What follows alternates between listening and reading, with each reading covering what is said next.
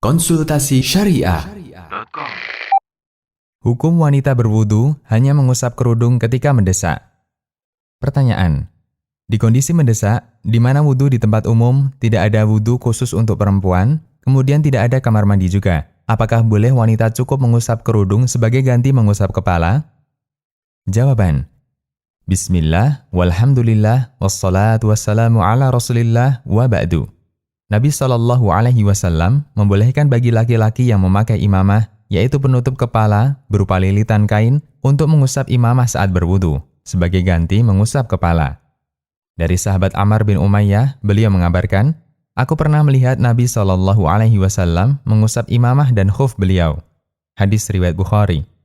Dalil yang lain adalah hadis Bilal bin Rabah radhiyallahu anhu, beliau mengatakan, Rasulullah SAW mengusap kedua khuf dan khimar. Hadis riwayat Muslim. Khimar adalah penutup kepala, di antara bentuknya adalah imamah dan kerudung wanita. Disebut khimar karena menutupi kepala. Dan hukum asal syariat berlaku untuk semua umatnya, sampai ada dalil tegas yang menjelaskan pengecualian. Termasuk dalam hal ini, syariat pengusapan penutup kepala. Yang disebut dalam hadis di atas adalah penutup kepala laki-laki atau imamah. Namun kabar tersebut tidak menunjukkan pengkhususan karena tidak ada dalil tegas yang menjelaskan hal tersebut. Maka kembali kepada hukum asal keberlakuan syariat, yaitu berlaku umum kepada laki-laki dan perempuan. Sehingga kita bisa menyimpulkan bahwa boleh bagi wanita yang memakai kerudung atau hijab mengusap kepalanya saat berwudu. Terlebih jika kondisi mendesak seperti yang disebutkan pada pertanyaan. Inilah pendapat yang dipilih oleh Madzhab Hambali yang kami pandang kuat. Selain Madzhab Hambali, ulama lain yang sependapat dengan kesimpulan ini adalah Imam Ibnu Hazm. Beliau menegaskan, setiap penutup yang dipakaikan di kepala seperti imamah, khimar atau kerudung, kopiah, mighfar atau penutup kepala dalam pakaian perang atau lainnya boleh diusap saat berwudu. Laki-laki dan perempuan berlaku sama dalam hal ini. Boleh mengusap baik karena alasan kebutuhan maupun tidak. Al-Muhalla. Alasan yang lain, wanita dibolehkan mengusap khuf sebagaimana pria. Maka demikian pula yang berlaku dalam mengusap penutup kepala. Seperti diterangkan Syekhul Islam Ibnu Taimiyah rahimahullah, wanita termasuk yang dibolehkan mengusap penutup kepala oleh hadis tersebut mengikuti laki-laki. Sebagaimana mereka dibolehkan mengusap khuf. Kemudian mengingat laki-laki boleh mengusap pakaian penutup kepala, maka demikian pula boleh bagi perempuan sebagaimana laki-laki. Syarah Al-Umdah. Kemudian tujuan dan syariat mengusap imamah ini adalah memberikan keringanan atau rukhsah.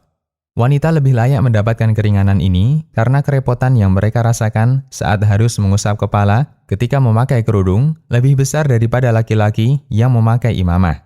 Karena 1. Rambut wanita adalah aurat, adapun rambut laki-laki bukan aurat. 2. Kerudung atau hijab menutupi seluruh bagian kepala, sementara imamah tidak. 3. Kerepotan yang mereka rasakan pada kerudung lebih besar daripada memakai khuf. Sementara mereka dibolehkan mengusap khuf karena alasan keringanan. Menunjukkan bahwa mengusap kerudung demi keringanan lebih berhak lagi.